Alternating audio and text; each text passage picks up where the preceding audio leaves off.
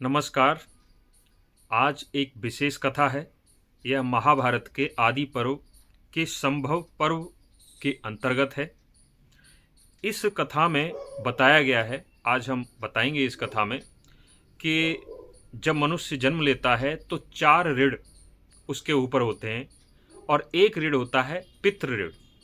पितृ ऋण से छुटकारा तभी मिलता है जब व्यक्ति संतानवान हो और पुत्र हो। उसके पुत्र ही पुत्र नामक नरक से व्यक्ति को बचाता है, उसकी सुरक्षा करता है। और स्वर्गलोक भी तभी मिलता है जब पितृ ऋण से भी छुटकारा मिल जाए। तो इस कथा में आपको ये भी क्लियर पता लग जाएगा कि जिसके कन्याएं हैं उसके पुत्र नहीं है तो क्या उसको स्वर्गलोक मिलेगा, या जो संतानहीन है तो उसे स्वर्गलोक कैसे मिलेगा। ये सब आज इस कथा में बताएंगे। तो जैसा कि हमने बताया कि महाभारत के आदि पर्व के संभव पर्व के अंतर्गत ये कथा है। राजा पांडु, जिनको मृग बने हुए किंदम मुनि ने श्राप दे दिया था कि तुम अपनी पत्नी से जैसे ही संपर्क करोगे कि तुम्हारी मृत्यु हो जाएगी। तो इस श्राप से वे बड़े दुखी थे, क्योंकि अभी तक उनके कोई संतान नहीं हुई थी और बिना संतान के उन्हें स्वर्गलोक प्राप्त नहीं हो सकता था। तो राजा पांडु कुंती से बोल रहे हैं कि हे कुंती, धर्मशास्त्र के अनुसार संतानहीन मनुष्य इस लोक में यज्ञ, दान, तप और नियमों का भली भांति अनुष्ठान भी कर ले तो भी उसके लिए ये जो जितने भी किए हुए सब कर्म हैं वो पवित्र नहीं कहे जाते। इसलिए संतान आवश्यक है और संतान में भी विशेष रूप से पुत्र आवश्यक है। तो अब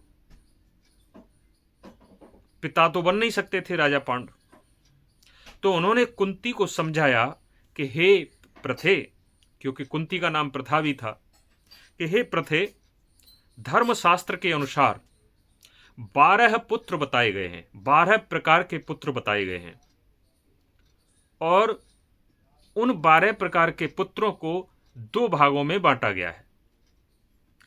पहला भाग वे पुत्र कहे गए हैं जो कुटुंबी होते हैं, यानी कि कुटुंबी होने से संपत्ति के उत्तराधिकारी होते हैं, यानी कि रिलेशन में होते हैं, एक तरह से ये मान लीजिए कुटुंब में होते हैं। और 6 प्रकार के पुत्र बताए गए जो दूसरा भाग में। अबंधु दायाद, अबंधु दायाद ये कुटुंबी नहीं होते, ये रिलेशन में नहीं होते, उन्हें अबंधु दायाद कहा गया है, यानी कि जो कुटुंबी न होने पर भी उत्तराधिकारी बनाए जाते हैं। तो इस प्रकार 12 पुत्र बताए गए। अब वे 12 पुत्र कौन कौन से हैं, ध्यान से सुनिए। और उन लोगों को भी ये कथा सुननी चाहिए जिनके पास केवल पुत्रियां ही पुत्रियां हैं, पुत्र नहीं है। और उनको भी ये कथा सुननी चाहिए जिनके पास कोई संतान ही नहीं हुई, जिन्हें, तो उन्हें भी ये कथा अवश्य सुननी चाहिए। तो राजा पांडु कुंती को समझाते हुए कहते हैं कि धर्मशास्त्र के अनुसार जो 12 प्रकार के पुत्र हैं और उनको 2 भागों में बांटा गया है, पहला बंधु दायाद और दूसरा अबंधु दायाद। ठीक है, तो बंधु दायाद के 6 पुत्र कौन से हैं ये समझते हैं। पहला पुत्र है स्वयं जात। पहले पुत्र को क्या कहा जाता है, पहले प्रकार का पुत्र स्वयं जात। स्वयं जात का मतलब जो विवाहिता पति पत्नी से उत्पन्न किया गया हो, यानी कि पति पत्नी ने जिस पुत्र को उत्पन्न किया हो उसे क्या बोलते हैं, स्वयं जात। राजा पांडु कहते हैं कि सबसे पहला और सबसे श्रेष्ठ पुत्र यही है। लेकिन यदि स्वयं जात पुत्र प्राप्त न हो पाए तो फिर दूसरे प्रकार के पुत्र की आशा करनी चाहिए। अब दूसरे प्रकार का पुत्र क्या है, उसे बोलते हैं प्रणीत। प्रणीत, दूसरे प्रकार का पुत्र। ये इसकी परिभाषा सुनिए। दूसरा प्रणीत पुत्र कहलाता है जो अपनी ही पत्नी के गर्भ से किसी उत्तम पुरुष के अनुग्रह से उत्पन्न होता है। यानी कि अपनी पत्नी है लेकिन वह किसी श्रेष्ठ पुरुष से पुत्र उत्पन्न हुआ हो, यानी कि उसका जैविक पिता एक श्रेष्ठ पुत्र हो, श्रेष्ठ पुरुष हो, ठीक है ना। जैसे कि पांडु और धृतराष्ट्र और विदुर उत्पन्न हुए किससे? वेद व्यास जी से। लेकिन ये पुत्र किसके कहलाए? विचित्र वीर के। तो दूसरे प्रकार का जो पुत्र होता है उसे बोलते हैं प्रणीत। और प्रणीत का मतलब, प्रणीत पुत्र कौन होता है?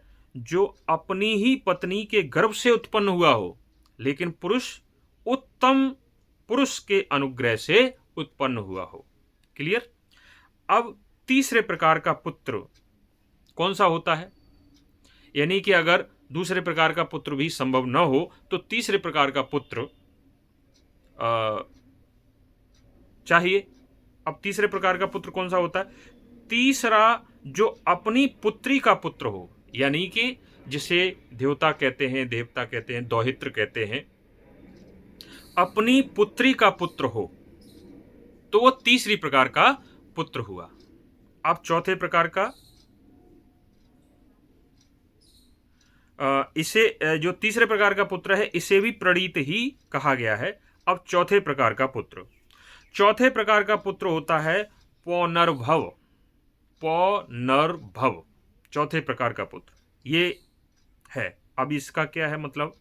जो दूसरी बार ब्याही हुई उस स्त्री से उत्पन्न हुआ हो, यानी कि पहले एक स्त्री का विवाह कहीं हो गया हो, फिर दूसरी बार दूसरी जगह उसका विवाह हुआ हो, तो दूसरी बार ब्याही हुई स्त्री से उत्पन्न हुआ हो, उसे चौथे प्रकार का पुत्र कहते हैं। पौनर्भव उसकी संज्ञा है। अगर यह भी संभव न हो सके तो पांचवें प्रकार का पुत्र चाहिए। अब पांचवें प्रकार का पुत्र क्या है? पांचवें प्रकार के पुत्र को कहा जाता है कानीन। कानीन पांचवें प्रकार के पुत्र की कानीन संज्ञा है। अब इसकी विशेषता समझ लीजिए। विवाह से पहले ही जिस कन्या को इस शर्त के साथ दिया जाता है कि इसके गर्भ से उत्पन्न होने वाला पुत्र मेरा पुत्र समझा जाएगा, उस कन्या के पुत्र को कानीन कहते हैं। ये भी देखा जाए तो दौहित्र ही हुआ, यानी कि हमारे पास पुत्रियां हैं, पुत्र नहीं है, लेकिन जब हमने अपनी पुत्री का विवाह किया तो पहले ये तय कर लिया कि इस मेरी पुत्री से जो पुत्र उत्पन्न होगा वह मेरा पुत्र कहलाएगा और मुझे दे दिया जाए, तो उसे कहा जाता है कानीन। एक बार फिर सुन लीजिए इसको। कानीन की परिभाषा, विवाह से पहले ही जिस कन्या को इस शर्त के साथ दिया जाता हो, यानी कि जिस कन्या का विवाह इस शर्त के साथ कर दिया जाता हो कि इसके गर्भ से उत्पन्न होने वाला पुत्र मेरा पुत्र समझा जाएगा, उस कन्या के पुत्र को कानीन कहते हैं। अगर यह भी संभव न हो तो फिर छठवें प्रकार का पुत्र, यानी कि मान लीजिए कोई संतान नहीं हो रही है, 5 हो गए, अब छठवां पुत्र। जो बहन का पुत्र हो वह छठवां पुत्र कहलाता है, छठवें प्रकार का पुत्र कहलाता है। जो बहन का पुत्र, अब बहन का पुत्र क्या हुआ? भांजा, वह छठवें प्रकार का पुत्र कहलाता है। तो ये 6 प्रकार के पुत्र बंधु दायाद कहलाते हैं। बंधु दायाद। अब बात करते हैं 6 प्रकार के और पुत्र, उन्हें क्या कहते हैं? अबंधु दायाद। तो जब ये 6 प्रकार के पुत्र संभव न हो तो फिर अबंधु दायाद के भाग पर जाते हैं और उनको देखते हैं कि वहां पे 6 प्रकार के कौन से पुत्र हैं। अगर ये ऊपर के जो हमने अभी बताए 6 प्रकार के पुत्र संभव न हो प्राप्त करना, तो फिर 7वां पुत्र जो कि दूसरे भाग में आता है। अब 6 प्रकार के अबंधु दायाद पुत्र कहे जाते हैं, उन्हें समझते हैं। पहला पुत्र है अबंधु दायाद पुत्रों में दत्त, जिसे दत्तक पुत्र भी कहते हैं। अब दत्तक पुत्र की परिभाषा क्या है? जिसे माता पिता ने स्वयं समर्पित कर दिया हो, यानी कि दत्त पुत्र, जिसे दत्तक पुत्र भी कहते हैं, उसे उस पुत्र के माता पिता ने स्वयं, जिसे माता पिता ने स्वयं समर्पित कर दिया हो कि लो ये हमारा पुत्र है, लेकिन हम आपको समर्पित करते हैं, अब आज के बाद ये आपका पुत्र है, ठीक है ना, ऐसे समर्पित कर दिया हो उसे दत्तक पुत्र कहते हैं, दत्त पुत्र कहते हैं। अब 8वें प्रकार का पुत्र क्रीत। क्रीत ये जिसे धन आदि देकर खरीद लिया गया हो, जैसे बहुत गरीब माता पिता हैं और उनको आपने पैसे दे दिए और उनका पुत्र ले लिया, तो वो कहलाता है क्रीत, ठीक है ना, जिसे धन आदि देकर खरीद लिया गया हो, ठीक है। अब हम चलते हैं 9वें प्रकार का पुत्र कृत्रिम। इसे 9वें प्रकार का पुत्र क्या कहते हैं? कृत्रिम। अगर ऊपर के 8 प्रकार के पुत्र संभव न हो प्राप्त करना, तो फिर ये 9वें प्रकार का पुत्र, जो स्वयं मैं आपका पुत्र हूं यूं कहकर आपके समीप आया हो, यानी कि स्वयं चलकर आपके समीप आया हो और कहे कि आप चिंता न करें, मैं आपका पुत्र हूं। तो जो स्वयं मैं आपका पुत्र हूं यूं कहकर आपके समीप आया हो, उसको कृत्रिम पुत्र कहते हैं। अब हम बात करते हैं 10वें पुत्र की। अगर 9 पुत्र प्राप्त करना संभव न हो तो 10वें पुत्र पे जाते हैं। वो क्या है? सहोड़। उसको बोलते हैं सहोड़। इसकी परिभाषा क्या है? जो कन्या अवस्था में ही गर्भवती होकर ब्याही गई हो, यानी कि कन्या अवस्था में अभी विवाह नहीं हुआ हो और उसी दौरान कन्या अवस्था में स्त्री गर्भवती हो गई हो और उसके बाद फिर कहीं उसका विवाह हो गया हो, तो जो कन्या अवस्था में ही गर्भवती होकर ब्याही गई हो, उसके गर्भ से उत्पन्न पुत्र सहोड़ कहलाता है। क्या कहलाता है? सहोड़। ये 10वें प्रकार का पुत्र है, ठीक है। अब हम चलते हैं 11वें प्रकार के पुत्र पे। ज्ञातिरेता, जिसको कहा जाता है ज्ञातिरेता। इसकी परिभाषा क्या है? अपने ही कुल का, यानी कि कुल तो बहुत बड़े बड़े होते हैं, तो अपने ही कुल में किसी पुत्र को क्या कहा जाता है? ज्ञातिरेता। अपने कुल का पुत्र ज्ञातिरेता पुत्र कहलाता है, यानी कि अपने किसी कुल में से किसी पुत्र को आपने अपना पुत्र बना लिया हो। अब 12वें प्रकार का पुत्र अपने से हीन। हीन का मतलब अपने से निम्न या छोटे या अपने से कम जात की स्त्री के गर्भ से उत्पन्न हुआ पुत्र, ये 12वें प्रकार का पुत्र कहलाता है। अपने से कम या छोटी या हीन या निम्न जाति की स्त्री के गर्भ से उत्पन्न हुआ पुत्र, ये 12वें प्रकार का पुत्र कहा जाता है। तो इस प्रकार 6 पुत्र बंधु दायाद और 6 पुत्र अबंधु दायाद हमने बताए। ये 12 प्रकार के पुत्र हैं। तो जिस मनुष्य के पास या तो उसके पास कोई संतान न हो, तो वह इस 12 प्रकार के पुत्रों में से कोई भी अपना सकता है, और या जिसके केवल पुत्रियां ही पुत्रियां हैं, वह भी पुत्रवान बन सकता है इन 12 प्रकार के पुत्रों के अनुसार। यह धर्मशास्त्र में कहा गया है।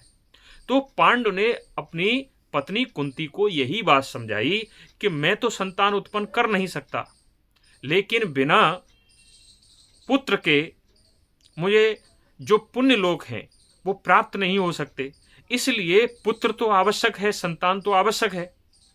तो ये 12 प्रकार बताए गए हैं पुत्र प्राप्ति के, और इनमें से पांडु ने कहा कि इनमें से पूर्व के अभाव में ही दूसरे पुत्र की अभिलाषा करनी चाहिए, ठीक है ना। यानी कि सबसे पहले क्रम जो हमने बताया उसी क्रम में देखना चाहिए, ठीक है। तो आज हमने ये पुत्रों के बारे में बताया। अब अगली बार हम आपको बताएंगे कि एक राजा जो मृत हो गया था, यानी कि उसकी मृत्यु हो गई थी, फिर भी कैसे पुत्र उत्पन्न हुए उस मृत राजा से भी, ये हम अगले पार्ट में बताएंगे। धन्यवाद।